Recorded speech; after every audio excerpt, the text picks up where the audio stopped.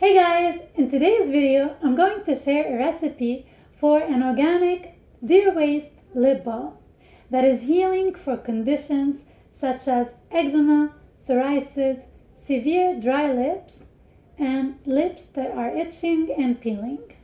Let's start with the essential element, which is beeswax. If you are vegan, you can definitely substitute beeswax with soy wax.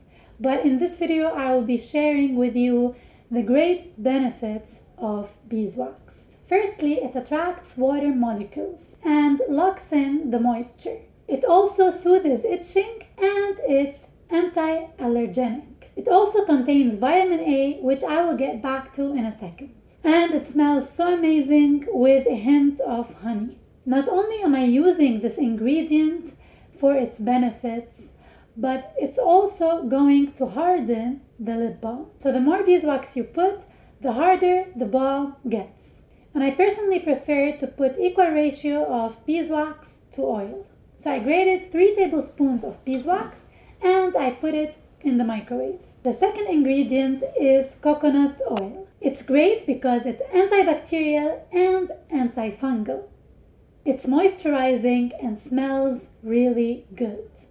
So I'm adding 2 tablespoons of coconut oil to the melted beeswax, and then I put it again in the microwave for a few seconds to melt together. I also added 1 tablespoon of almond oil, which is rich in antioxidants. It rejuvenates dead skin, prevents chapped lips, and moisturize your lips. And lastly, I added the oil of 3 vitamin A capsules. Vitamin A is important for cell production and growth. It stimulates fibroblasts, which are the cells responsible for developing the tissues that keep the skin firm and healthy. So it's also great for anti-aging. And as this is a zero-waste product, you can use any available container to put the ingredients in it until they harden. So I decided to upcycle an Altoid tin to use it as the container for the lip balm. In this case, I'm not using any plastic because the container is metal, and I'm also upcycling. So the lip balm is good for our health and for the environment. And that's it for this video. If you liked it, press the thumbs up. But if you don't, you can also press the thumbs down.